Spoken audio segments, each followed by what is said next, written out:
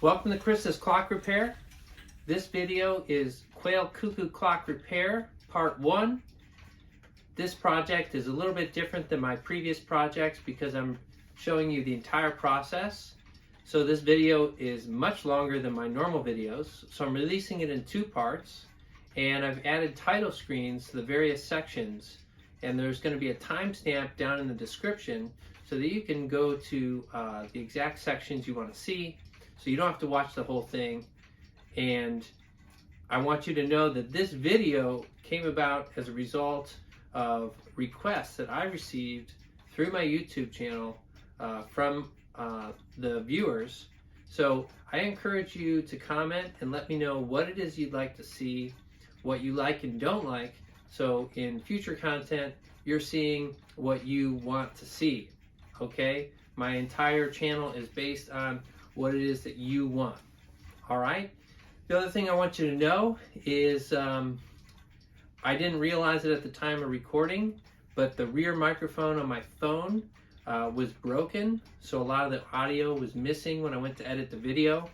So this video is a voiceover, but I've since got a new phone, and moving forward in all my future videos, you'll hear my voice live commenting as I repair the clocks. So give me your feedback. I hope you like it. Yes, it's long, but the point is I want to teach you something about clock repair. So I hope you learn a lot, and that's the purpose of this video. All right, thanks for watching. All right, so the first thing you're going to want to do is study the motion works of the clock you're working on. This is especially true if it's one you're not familiar with or you've never worked on before. So here we're working on a Quail Cuckoo Clock, and it's got 3 trains: the quail train on the right, time train on the center, and on the left you got the bird train.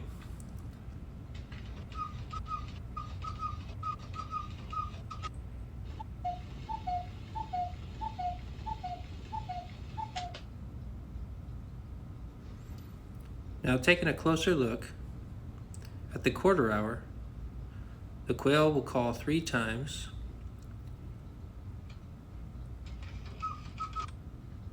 Then at the half hour, the quail will call 6 times, and then the bird will call once. At 3/4 hours, the bird will call 9 times. Then at the hour, it'll call 12 times. Then the bird will call the number of hours. This particular movement is kind of unusual. It's more of a modern quail cuckoo movement, and most quail cuckoo movements only call the bird on the hour. So make sure you understand how the assembly works before you go to disassembly. So now the first thing you want to do in disassembly is take off the hands. They're held in place by a hand nut, which usually you can loosen by hand. Then a second nut to hold the minute hand. Just give a gentle twist with your pliers while holding the hand from moving, and then do the rest of the job by hand.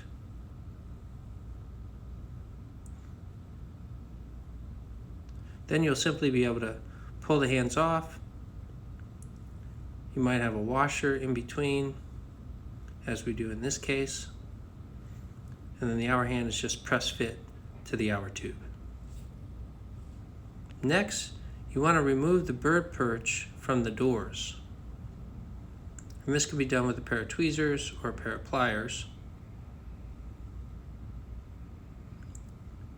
Pliers are probably better. As you'll see, I have a little trouble here using my tweezers.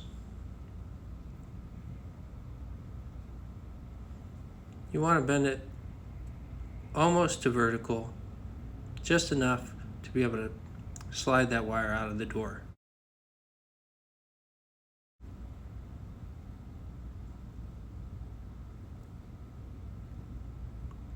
Okay, then you can lock the doors. And now you're ready to remove the bellows. The bellows are held in place by a screw, usually at the top of the bellow whistle, and then you've got a positioning nail towards the bottom of the bellow to prevent it from rotating. So you just unscrew the screw, and then you can pop the bellows off, usually with a screwdriver with a very light twist.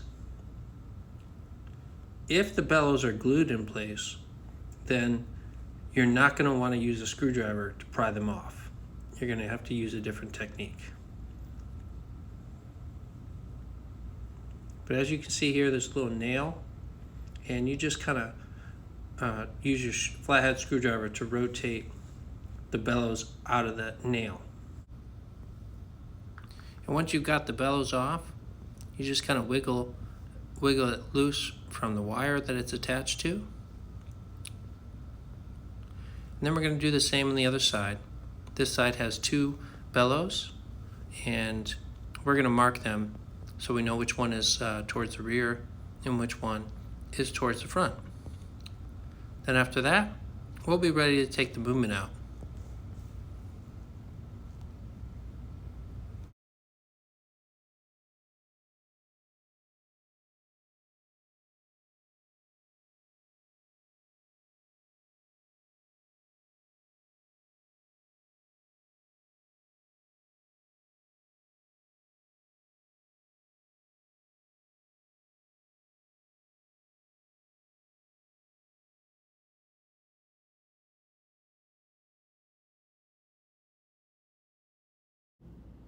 Okay, now we're ready to remove the movement.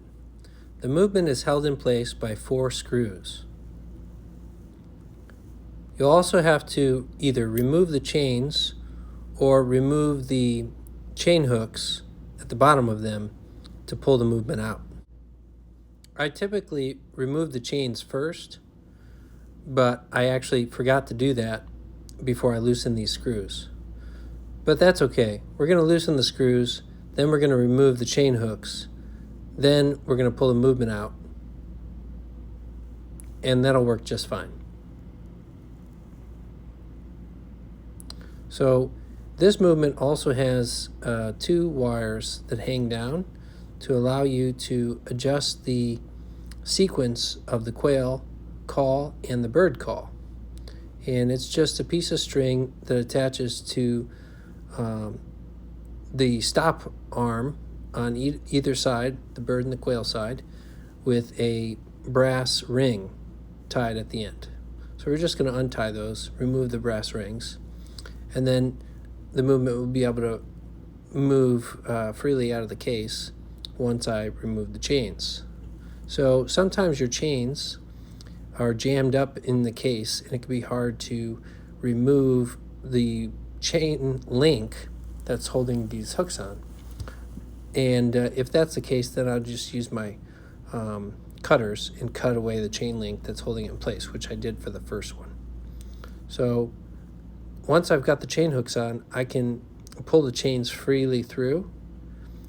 And sometimes if you don't do it quick enough, or if you don't do it straight on, the chain could get stuck in the ratchet wheel, which is the case here on the final chain that I have there. So now I'm just going to pull the movement out and get that final chain free.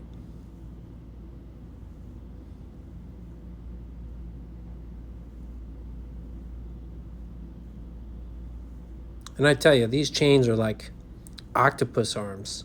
They will grab onto anything, twist up, and get all tied up on you. So just be aware of that.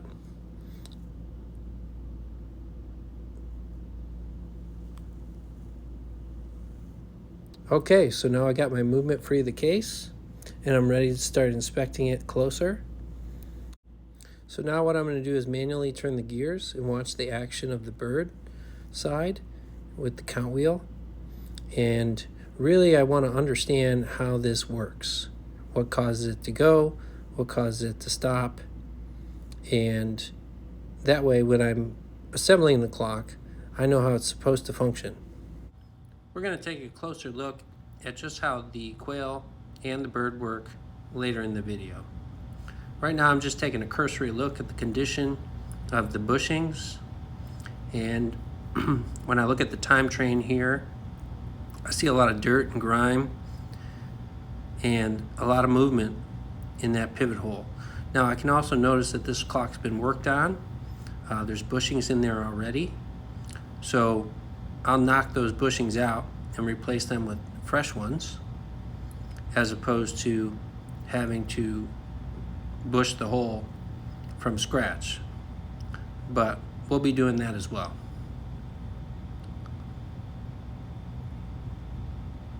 So once you understand how the movement works, finish disassembling it, and then we'll begin on the repair.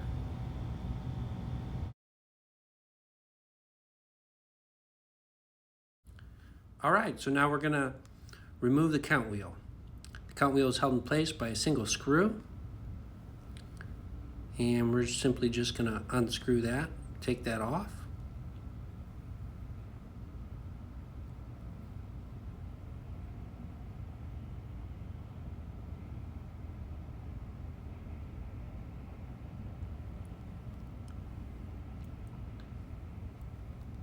Then we're going to remove the pinion that drives the count wheel that's attached to the ratchet wheel on the bird side.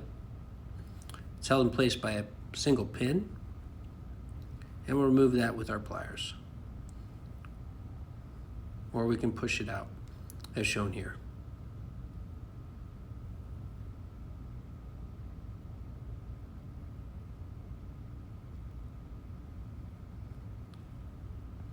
Sometimes you can remove these by hand, or you need to use something like a pair of pliers.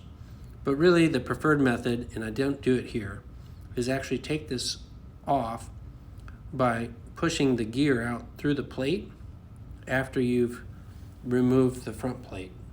And then that way you don't mar the teeth of the pinion. So don't do what I just did there.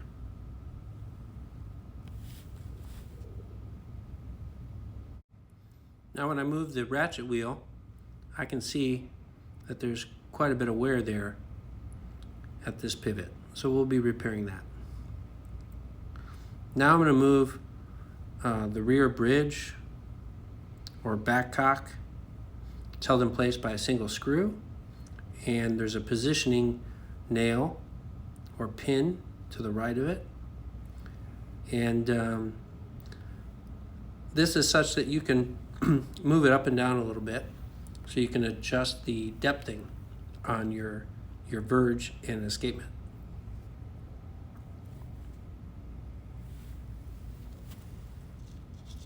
Now I'm trying to take the verge out here, but I actually have to remove the front cock before it'll come out.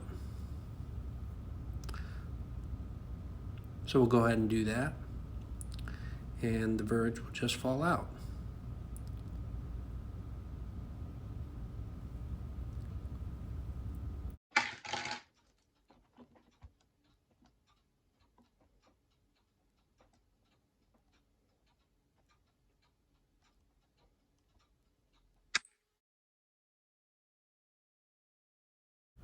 Now we're going to remove the front works.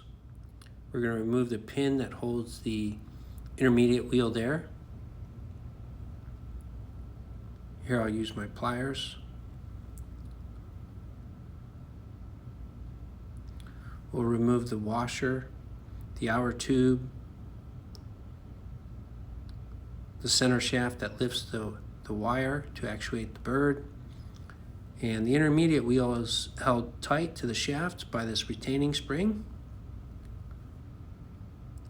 And then the center shaft of the movement is threaded on, so we can remove that.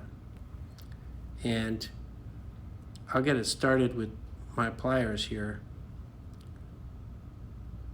But again, you never want to mar any part of the clock with your tools. So I ended up having to clean that up afterwards.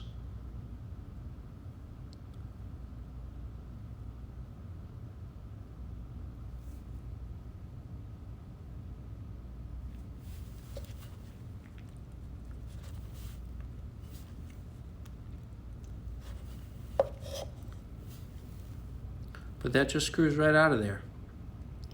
Okay. Now we're going to remove the bird perches. held in place by two separate brackets, one on the bottom and one on the top.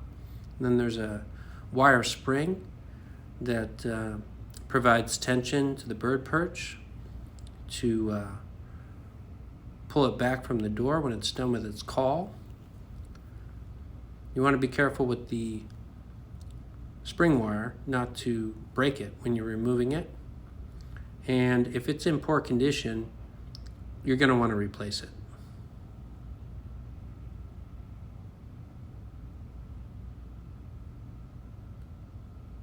You can also observe how the spring is attached to try to put it back in the same position, assuming it's working correctly. Now, that's one thing to know about clock repair, is when somebody else has worked on it, sometimes a lot of your repair is fixing the repairs of previous repairmen. So I know this clock has been worked on, and I'll take careful notice to make sure nothing was done that shouldn't have been done.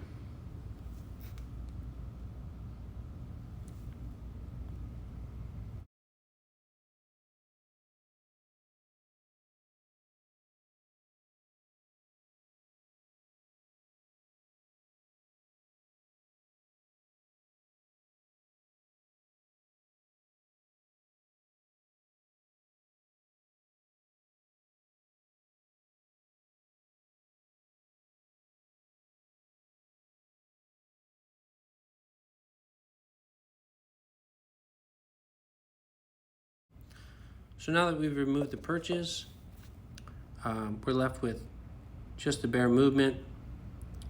I've got the count wheel on the quail side yet to take off, and then all my lift wires.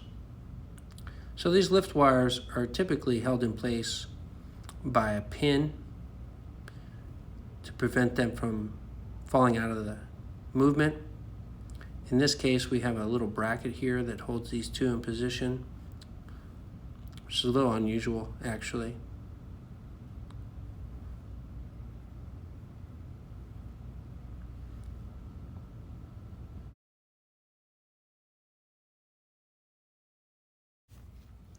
So now I'll begin removing these wires, pulling the pins out that hold them in place. See the pin here.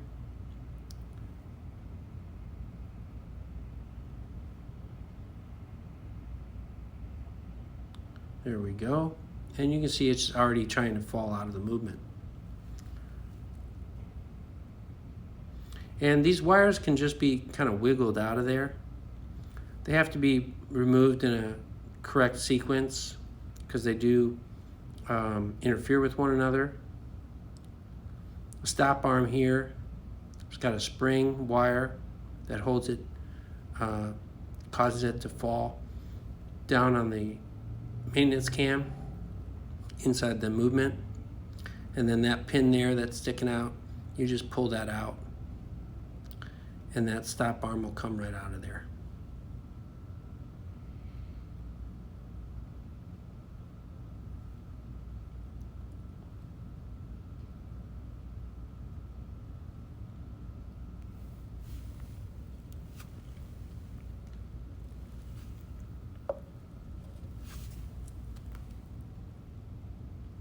Just be gentle and patient, but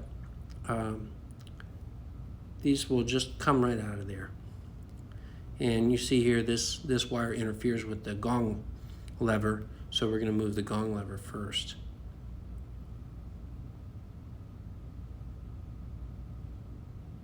And then you'd put them back in reverse order.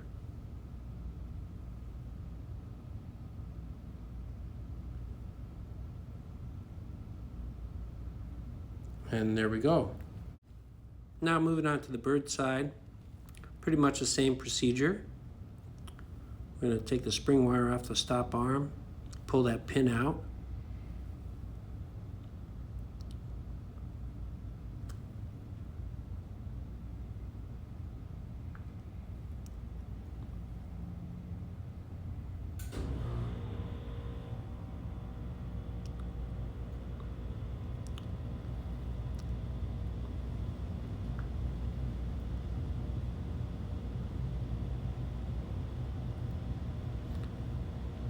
Now we should be able to jockey that out of there. And again, just be patient. Don't force anything. It should come right out of there, nice and smooth.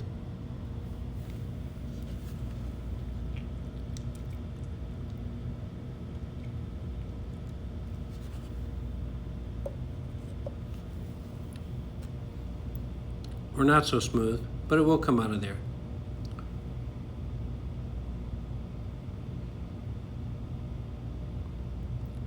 There we go. Just need a little help from the tweezers.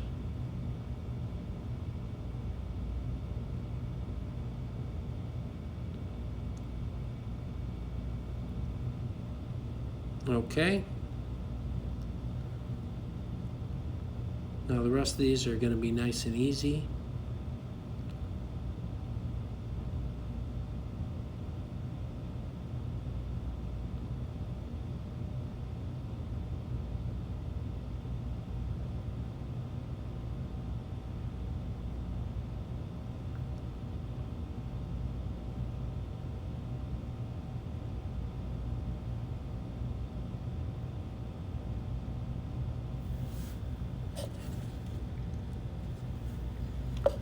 And that's that. So I've just removed all the lift wires from the quail and the cuckoo side. I just got to take the quail cam off, and that's just pressed on there. And you can take that off by pushing the ratchet wheel through the plate after you remove the movements, or in my case, I was able to just twist it off.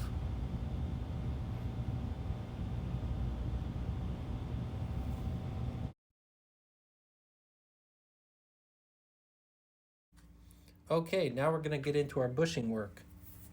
And you can use a red marker. I use red instead of black because red comes off in the cleaner. So I don't have to worry about using a degrease or anything like that to remove the marking. And what I'm going to do is I'm going to mark the direction of the pivot bearing where it's not worn. So if I move the gears in the direction of motion or power, I can see where the pivot is going to exert force on the movement and wear it out. Sometimes it's very easy to see where the wear is. Other times it's not so easy. So you want to jockey those gears so you can see it. And then I'll mark opposite that with my marker so I know where to find the center of the hole. And you can watch the link above for my video on how to do bushing work. But I'll demonstrate it here as well. So I just marked that one that had a bushing in it. I don't need to do that because I'm going to knock the bushing out instead of cutting the hole. But I just did it for the purpose of showing you.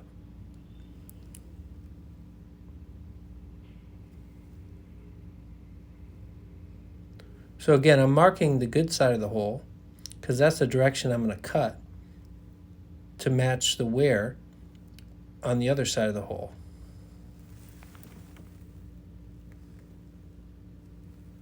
And I'm going to do that for each of the trains.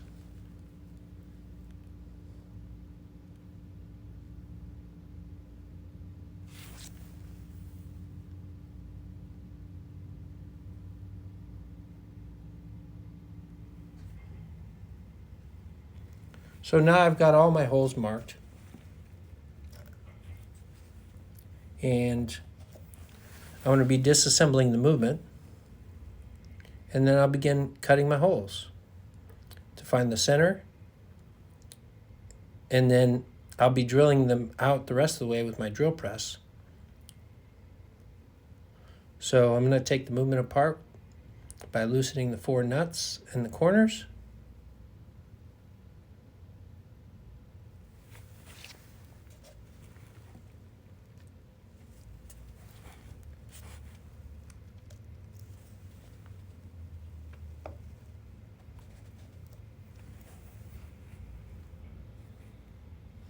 Now I'm just going to lift the plate off.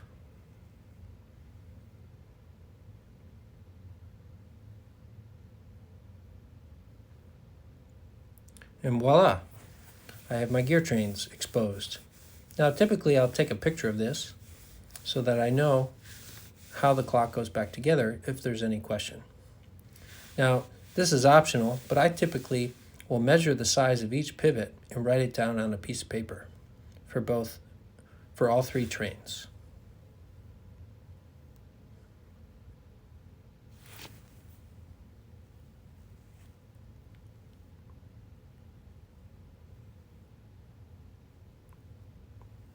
So I'll measure both the rear and the front pivots, and I'll write it down on my piece of paper.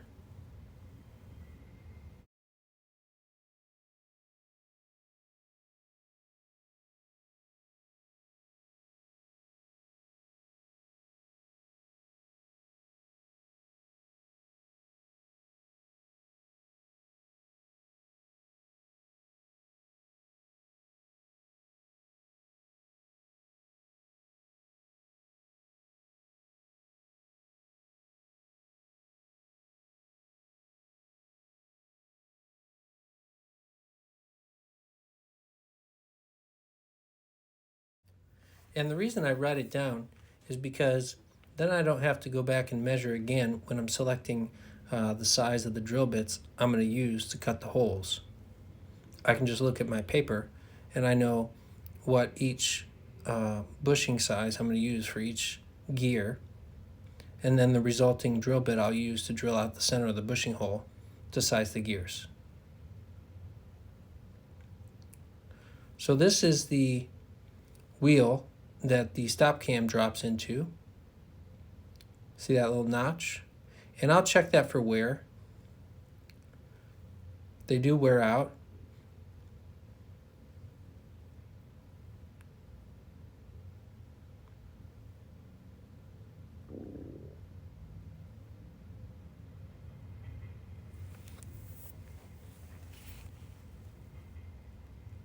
Now here when I'm examining the ratchet wheel, I want to check the ratchet and the spring and make sure it's not jammed, it's not too tight, and it's not too loose.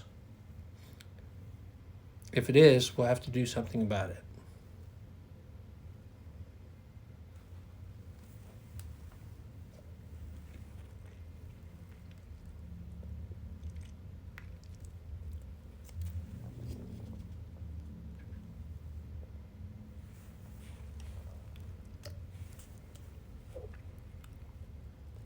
So here again, I'm examining the maintenance cam for the stop arm on the bird side.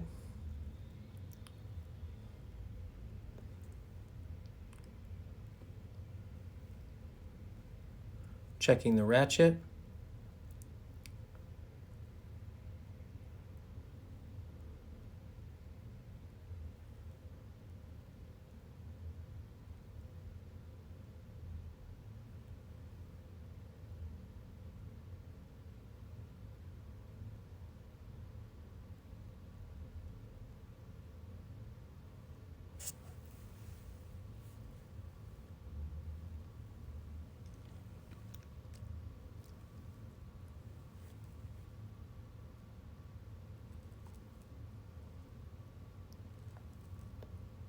All right, so now I've taken all my measurements.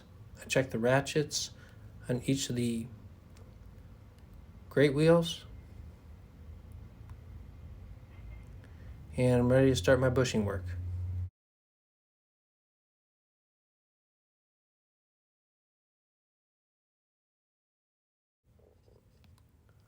All right, so sometimes it's useful to clean out the grime around your holes with a toothpick.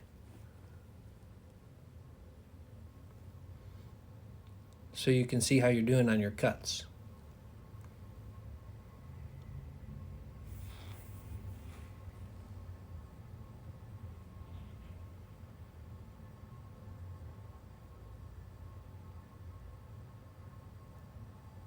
So now what I'm going to do is I'm going to place my reamer in the worn side of the hole, opposite of my mark, perpendicular where my cutter is just outside the worn part, and I'm going to cut 180 degrees, so I'm only cutting on one side of the hole. So I'm essentially removing material from the good side of the hole until I've removed enough material to make that hole centered and round again. So I'm going to go do a half turn again.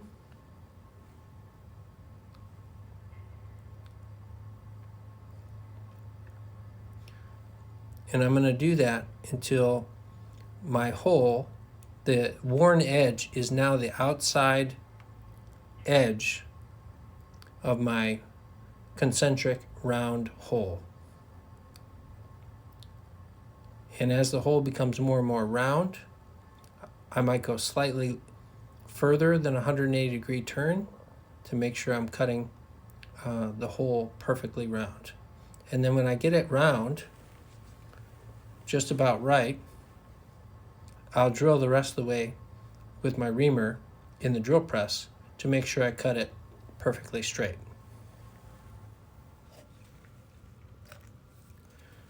Be patient with this. It does take a lot of practice.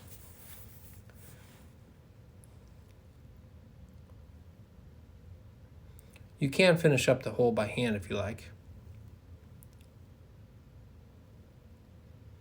So there I've removed material from the side with the red mark to make my hole round again and to move the hole so that the center is where it originally was.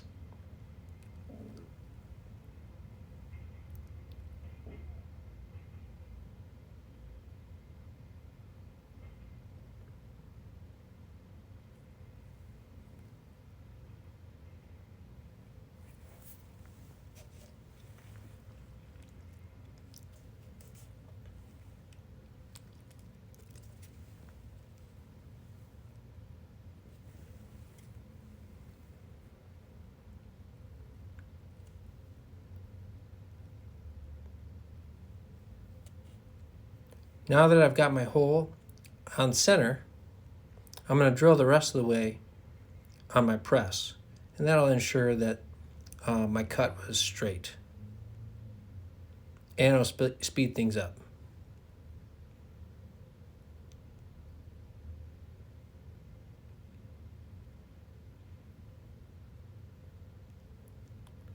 And I'll just use a mason jar or a glass jar to hold the plate flat as I drill through the plate.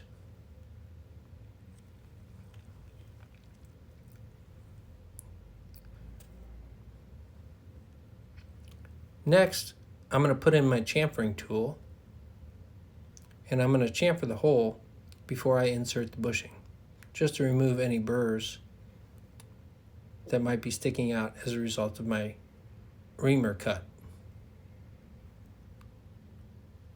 And I'll do that on the inside of the plate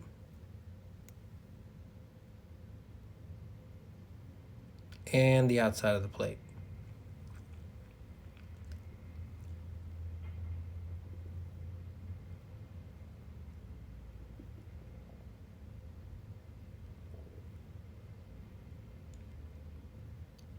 Next, I'm ready to insert my bushing.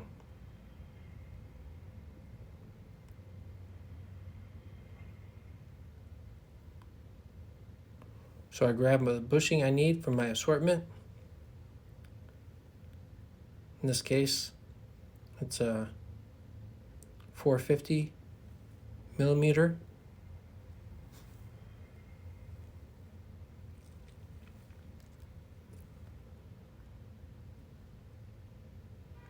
I don't want my bushings too large, but they've got to have enough material to support your pivot. Now I'm going to put my plate on a block in my drill press. I'm going to use a aluminum rod that I have with a flat end to push it in. And I'll push it flat against the outside of the plate from the inside. And then if it's protruding from the plate at all, I'll cut it down with my pivot cutter.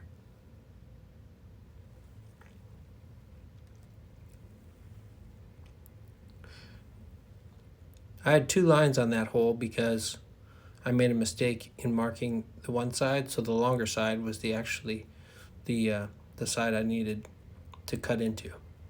So now I've repeated that process for each of the holes, and for the ones that were already bushed, I pushed those out and put new bushings in. I didn't recut the holes. Because the clock was running before, I assume they did a pretty good job of finding the center.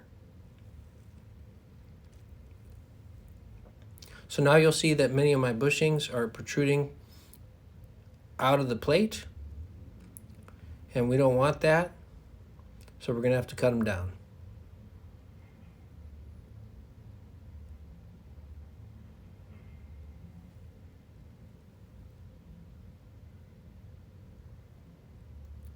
Now this bushing needs to be flat against the back side of the plate, so I'm going to push it back through over a jar so that it goes through the plate and is flat against the back side of the plate. Because I'd rather cut down the bushings from the inside than the outside, because it's going to remove a little bit of material from the inside of the plate to make it flush. So this is my pivot cutter. It's my 300 size pivot cutter, and that's going to cut down all the bushings except the larger 450 bushings that I did. And I'm going to use my drill press to do this. And I'll put my block, I'll put my plate on my block, and I'll cut the bushing down until it's flat against the plate. And this is so I have proper end shake for each of my wheels.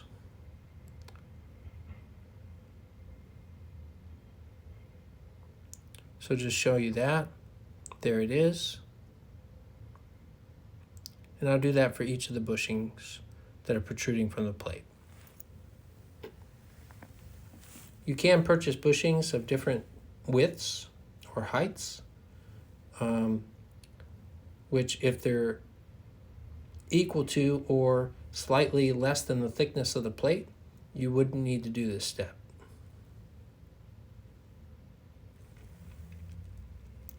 I tend to buy the taller bushings because then I can use them for any size plate or clock rather than having different size heights for different clocks. This way it's kind of like I have a universal bushing. But if you don't want to cut the bushings down, then you would need to have different height bushings in stock for different types of movements. Now I just run my fingernail across each bushing to make sure that it's not sticking out from the plate at all.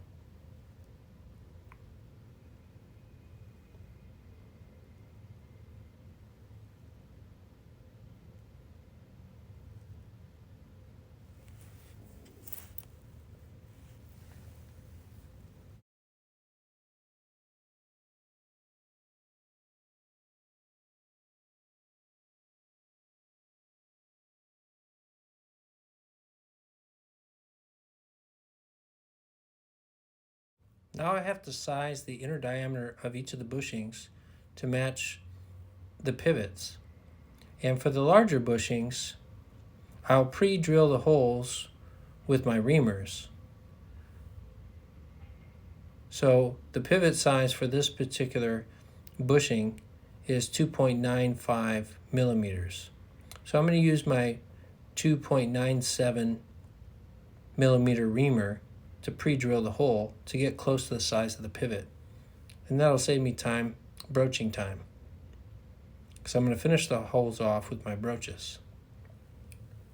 But for the larger ones, I can get them started with my reamer. For the smaller ones, I'll use a drill bit.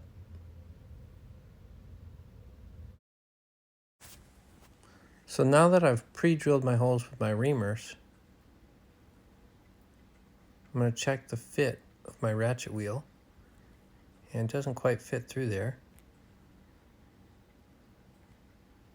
which I knew.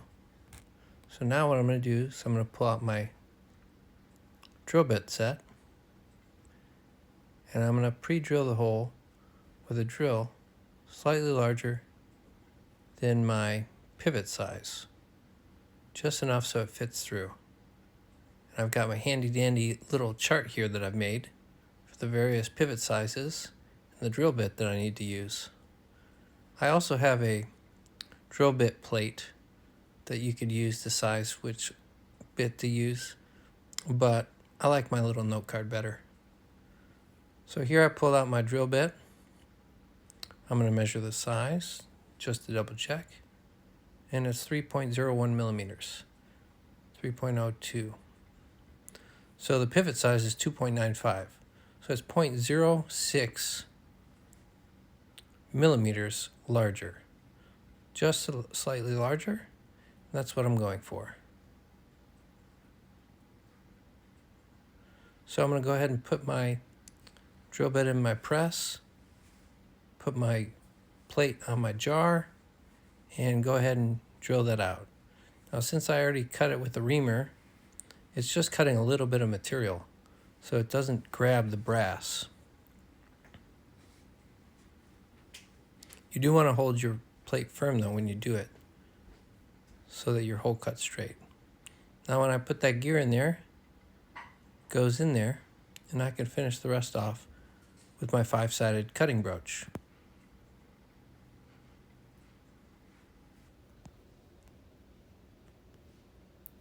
So now what I want to do before my final cut, I want to use my chamfering tool to create a shoulder on the bushing.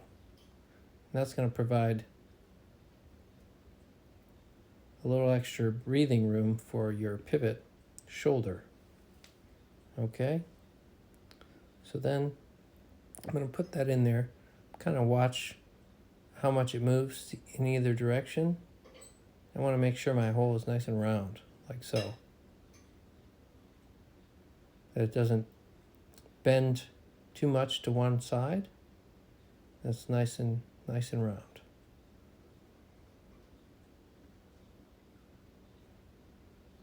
So I want to make sure I chamfer that shoulder before I use my broach. Now here, because the hole is, I don't need to use a cutting broach. I'm just going to use my smoothing broach. And that'll remove material from my shoulder and provide a hardened surface, bearing surface on the bushing. And it'll be a nice smooth surface for my polished pivot to ride on. So I'm going to put my smoothing broach in my Jacob's chuck. I needed to get some wooden handles for these. I haven't done that yet. So in the meantime, I'm using this chuck. And then put some oil. I have an old oiler here that I just took the cap off. I kind of dip that in there. And I slide that in the hole. And we're going to smooth that hole out.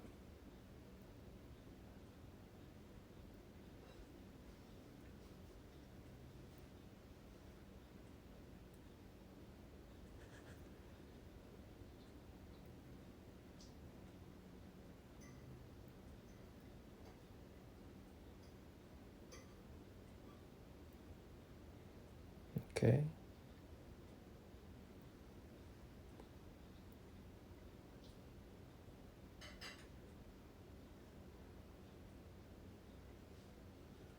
There. Now we've got a hardened, smooth bearing surface for our pivot. That's on center and round. So that's the procedure we're going to do for each pivot hole that we're bushing. And then we'll put the trains together, make sure they're all working properly and everything looks good. Okay, now I'm going to show you an example of sizing the pivot hole on a situation where I'm going to need to use my 5-sided cutting broach first. So as a matter of course, you want to inspect every pivot Make sure none are bent. Make sure they're smooth and polished. So I'm going to set up my brooch set in my little wooden holder that I made. I've got my cutting brooches on the right and my smoothing brooches on the left.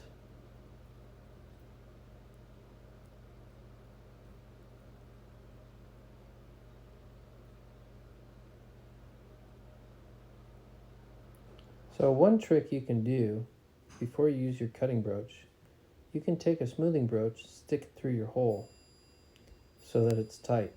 And you can look at how straight it is. You can see whether or not you cut the hole straight. And if it's off slightly, which in this case it looks like it is a little bit, you can correct that with your cutting brooch by cutting slightly to that opposite side to put your hole back on center. So if I put this wheel in there, you'll see that it rotates more to the right than the left, a little bit more than the right than to the left. So when I drilled the hole out, it didn't drill it perfectly round, just to be expected. So I'm going to use my cutting brooch to open up this hole so that there's a little more play and the hole is cut straight.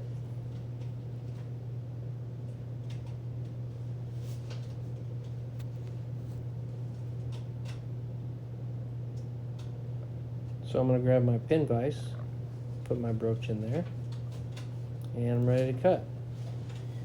Now you're going to want to take your time with these cuts. It's easy to take away material, it's not so easy to add it. So we're going to go ahead and put this in there. You want to make sure you're cutting straight. So you got to look in two different directions on your plate. Make sure you're perpendicular to the plate in two different directions, and then you know you're straight. So look in one direction, then turn the plate and look in the other. Okay?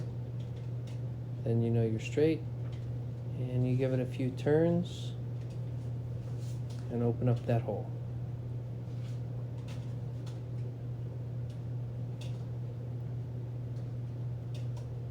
Then you can check your progress, take the brooch out, put your wheel back in, and see that your hole is remaining round and that you've got the play that you desire.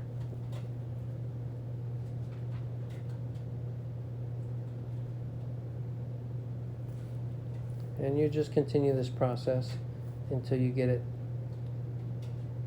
right where you want it. And then we'll broach it out with the smoothing brooch. Okay, so finished with our 5-sided cutting brooch. Our wheel looks pretty good, rotating around evenly in all directions. And it's time for our smoothing brooch.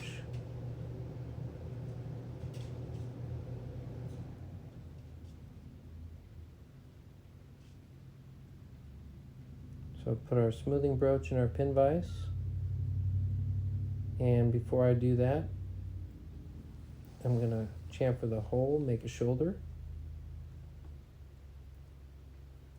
and I chamfer both sides, but it's the inside plate that's most important that you have a shoulder. But I like to clean off any burrs with my chamfering tool on the front side of the plate as well. And then I'll dip my smoothing brooch into my oil, and we'll smooth this hole out, harden it, turn it into a good bearing surface for our pivot. Okay, so just final check on our pivot, on our wheel motion, and our newly broached and smoothed bushing hole. I'd say that looks pretty good. So we can put the plates together and give her a spin. And what I like to do is hold the movement in all four directions and spin it, and see if in any given direction it doesn't spin quite as freely. If it doesn't, then you may have a problem. Now I'm going to check the end shake really quick, which is the distance it travels up and down between the plates. Make sure it's adequate, and it is. And realize that when you tighten down the plates, that end shake may reduce slightly. So you might want to hold the plates together with the nuts when you check that, but I'm just checking it for a general test here and for the purpose of the video. So I like to check it, as I said, in 4 different directions and make sure I got a nice free spin in all 4 directions. Now, of course, I have not cleaned this movement or oiled it. Okay, so here in slow motion, I've got the one side pivot showing. You want to make sure that you can visually, with your naked eye, see the pivot move in the bushing. Now, there might actually be a little bit more play here than I typically like to see, but it's not too much to be concerned about. But you want to make sure that when you move it side to side in the direction that it travels, that you can see it move. Now on the back side, I can see this move, but it's far less daylight in the bearing or bushing. And this is more of an ideal situation.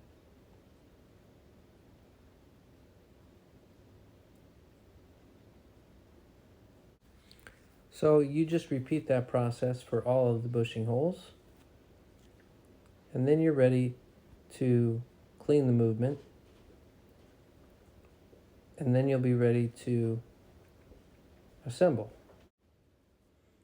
Now, before I assemble the whole movement, I'm going to check each train. This is not required, but I thought it'd be a good idea for the video. So I'm going to put in the quail side train here.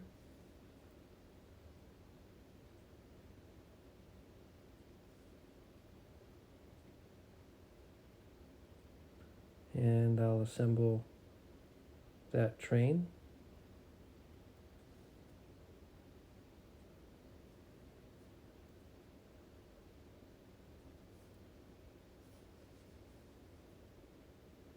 And these cuckoo movements are a little bit easier to put together than the grandfather clock movements or the Hermleys, and especially the striking movements.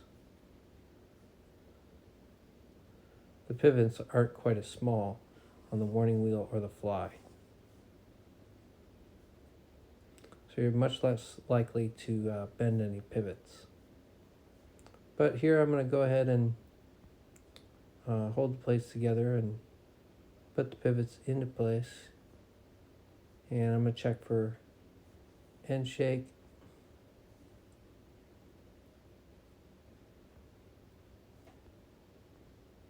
and make sure that my gear train is operating smoothly. Okay, so with very little force at all, my gear train is very smooth.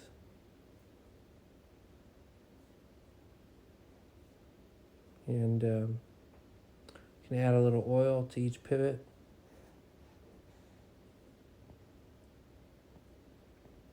And really get to see how this train is going to fly.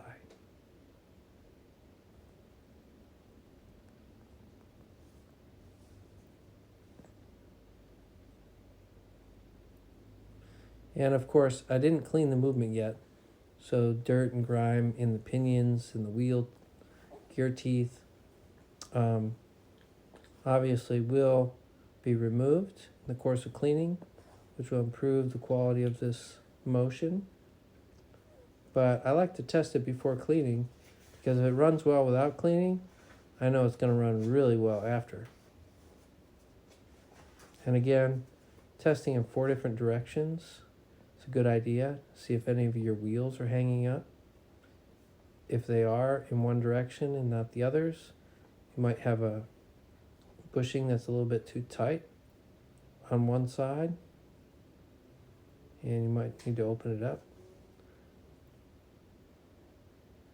If your bushing holes are too loose, you're gonna create depthing issues between the gears and pinions, and you'll lose power, and the clock may stop.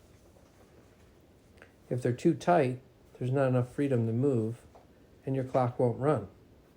So there's a happy medium, just enough play. You need end shake, very little side shake. Okay, here in slow motion, showing you the motion of one of the pivots.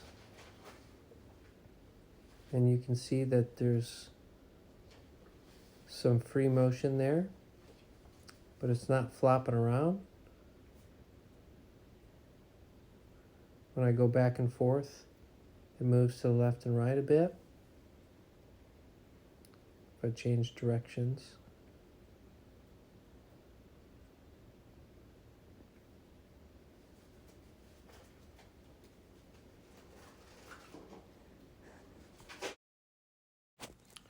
Okay, so here's the front and back cock of the movement, and I pushed out the original bushings and put new ones in there. Now I'm going to install them on the movement so I can use my pivot cutter to cut them down and then pre-drill the holes and follow the basic procedure shown earlier for bushing the pivot holes in the plate. The only difference here is there's the added step of having to take these on and off, because you don't want to press the bushing into these when they're attached to the clock, so you can bend and break it. So I like to take them off when I'm putting the bushings in, put them back in when I'm cutting them, and I'll have to take them back off again for assembly.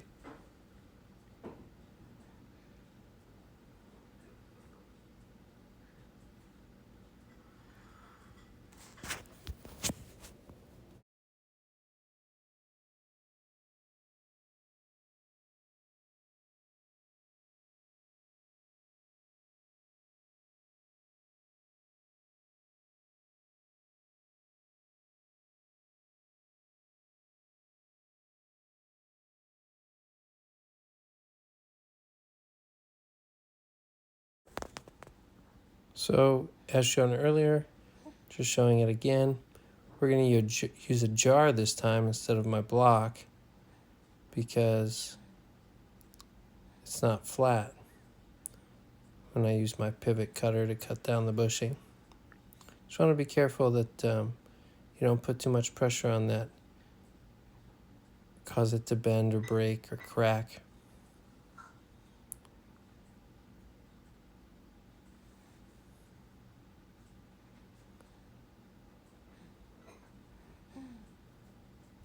This is going in 2x speed, just so you know.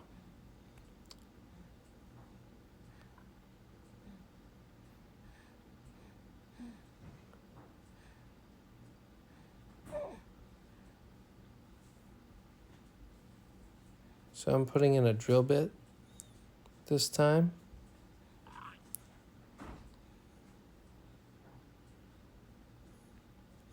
We're going to pre-drill these pivot holes in these new bushings so they're close to the size of the pivots on the crutch or verge.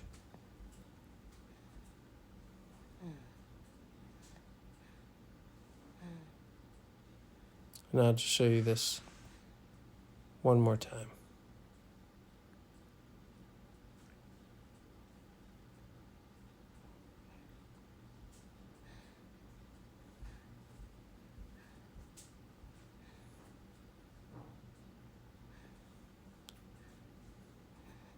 The pivot holes themselves are what guides the drill bit.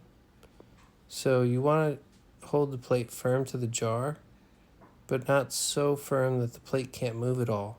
Because if it needs to adjust to center the drill, you want to allow it to do that. So now we're going to place our verge here in the hole, and as you can see, it's pretty tight. And we'll go ahead and broach that out just like we did with the other gears.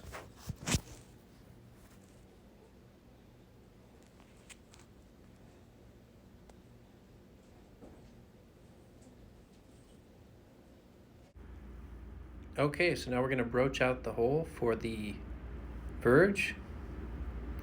We're going to test our fit, broach a little bit more out, test our fit again.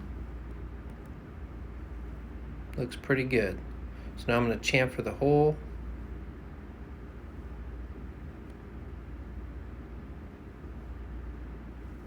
And use my smoothing broach.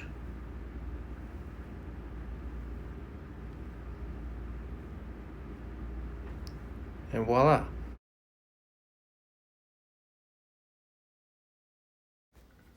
Okay, so that looks pretty good.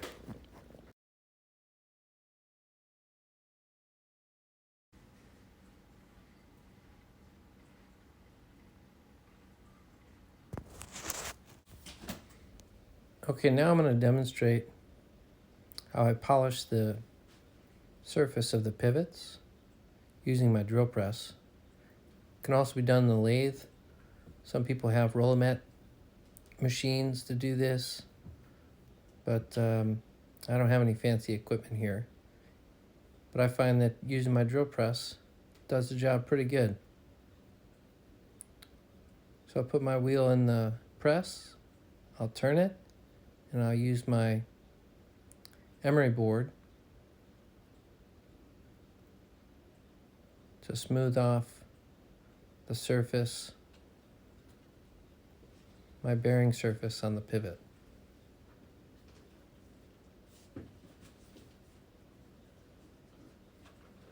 Depending on how rough the surface is, I might use more or less grit.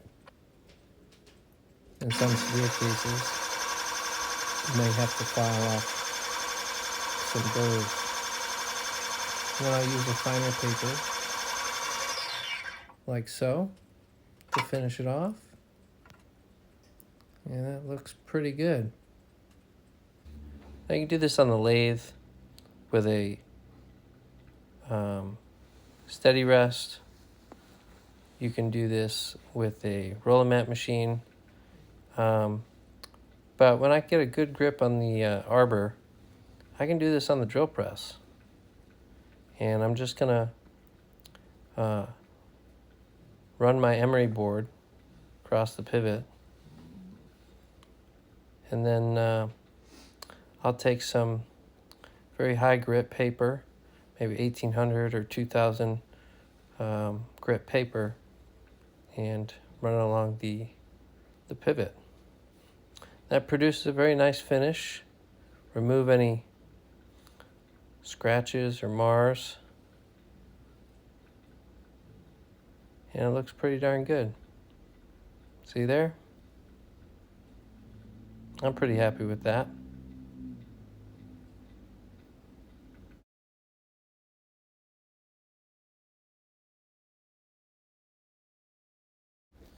Now you don't generally want to grab the pivot with your chuck, but sometimes you have to.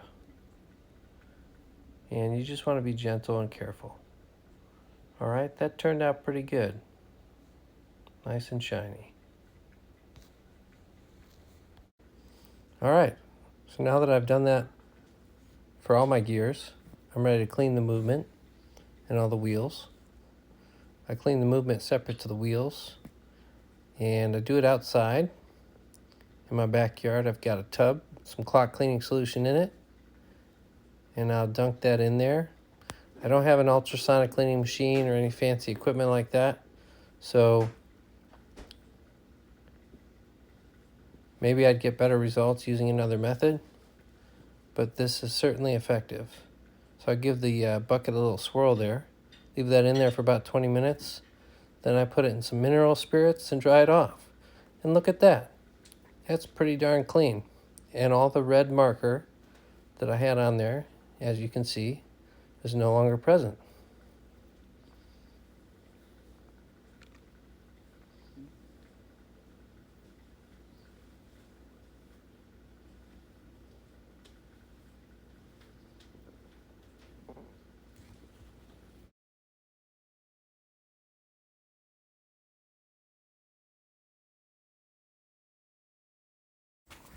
Okay, now I'm going to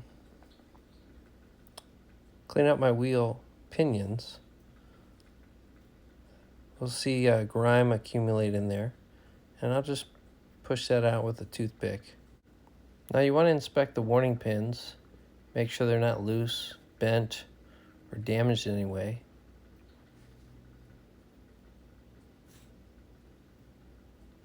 They're relatively straightforward to replace if you need to.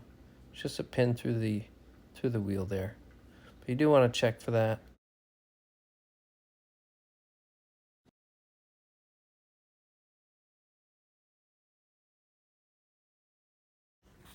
Okay, so now we're going to put this thing back together.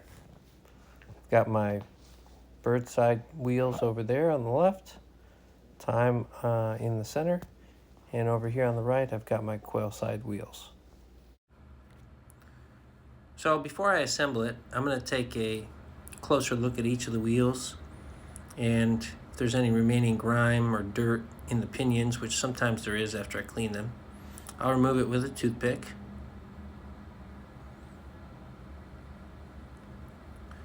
And if the pinions are really messed up or damaged, I might take a thin piece of emery cloth and smooth those out. So I'm going to check the teeth as well, make sure there's no bent teeth, broken or missing teeth. And on the fly, I want to make sure that the fly actually moves on the shaft, but is held tight in place. I want to make sure the ratchet moves freely, and that the click on the front of the ratchet is not worn. And I want to check the escape wheel, each tooth, make sure they're not bent or damaged in any way.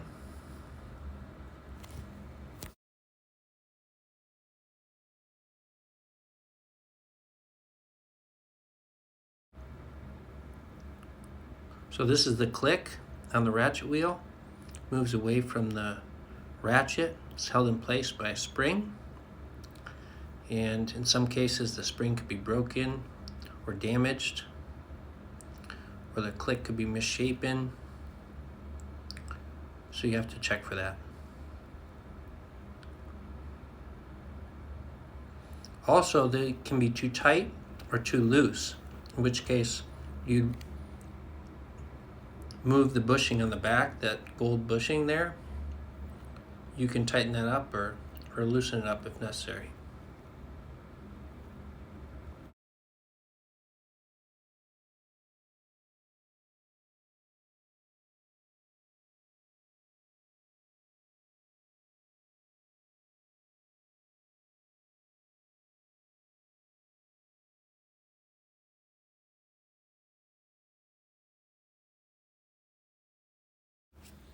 All right, so now we're ready to put the wheels in our movement and assemble it. And I'll show you guys how to position the maintenance cams with respect to the warning wheel pins. So here I'm putting in the maintenance cam on the bird side, and I want that drop to be at 90 degrees. Right there, 90 degrees. Okay? Because that's where the stop arm is going to drop in. I'll show you that.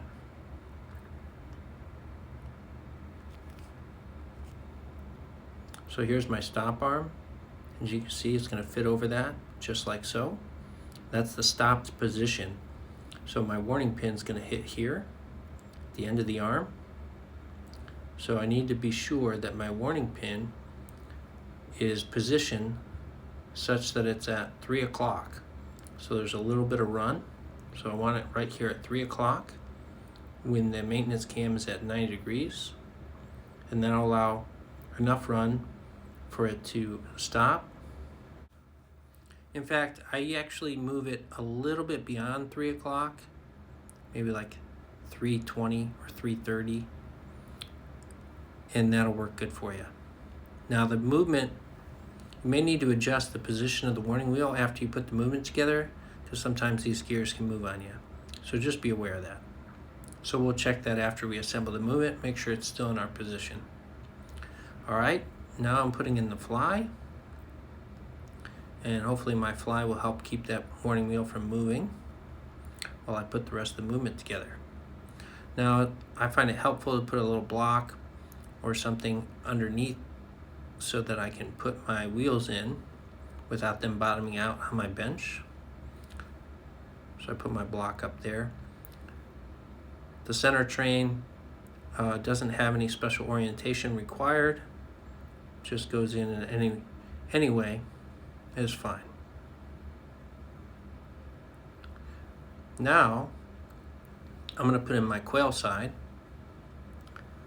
and the warning pin catches slightly different on the stop arm on this side.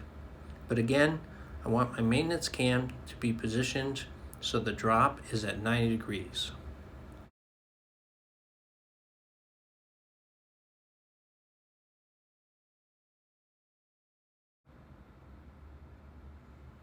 All right, so similar to the bird side, we've got our stop arm here. It's going to fit in our maintenance cam there. And the pin on the warning pin actually interfaces not the outside of the arm, but the inside of the arm on this side. So when you position the warning wheel, I'm going to catch on the inside here. So the inside arm, detente there, that's where the warning pin hits. So when you position your warning wheel at 3 o'clock or slightly beyond 3 o'clock, it's going to be on the same side as the position of the warning wheel on the other. Okay? Just like so.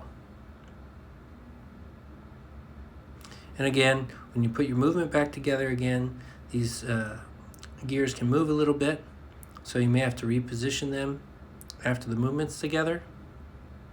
But we'll take a look at that as we come to it. So now I've got all my gears in position, and as you can see, my warning wheel over there moved a little bit. So there we go. Everything's in position. Now I need to put on my plate. And I have another video. The link is above if you'd like to watch it on the technique I use for putting a movement together. Now on these cuckoo clocks, you've got the large or the long arbors from the ratchet wheels that come out. So I will get those through the pivot holes like so.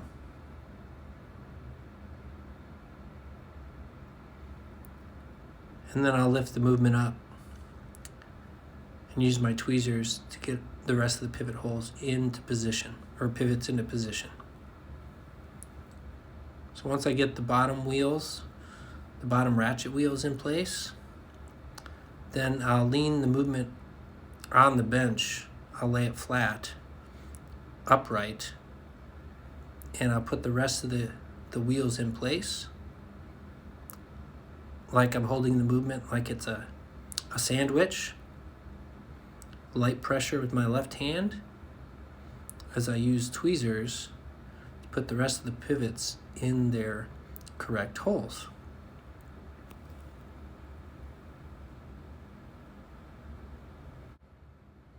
I apologize for my hand getting in the way here of the camera, but if you watch my other video on putting a movement together, I make sure that you can see what I'm doing.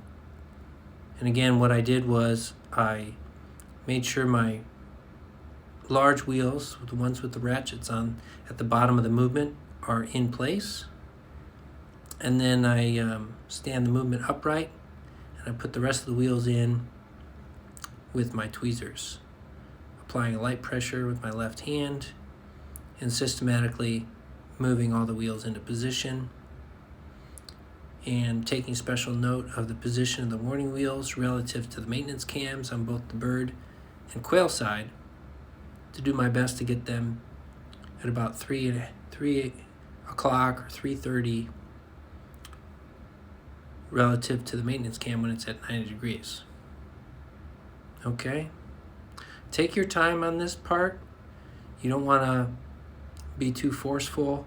The pivots on these cuckoo clocks are actually quite large in diameter, so the likelihood that you'd bend them is not very high, but you do want to be careful not to bend any pivots by squeezing the movement too hard together.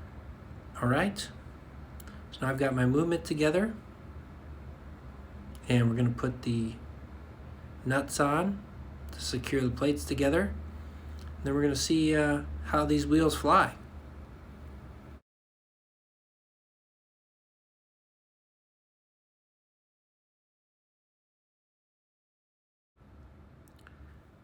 Now I want to check each wheel, make sure that I have end shake. Each wheel moves up and down a little bit. They're not too tight against the plates.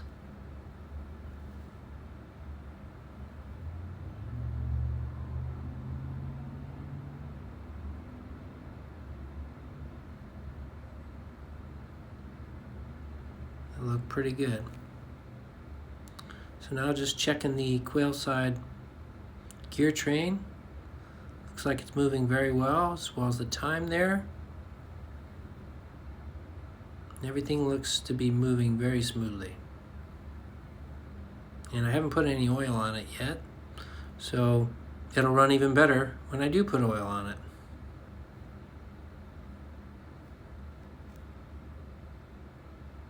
So now what I'm gonna do next is we're going to install all the levers for the bird side, the quail side, and then the count wheels.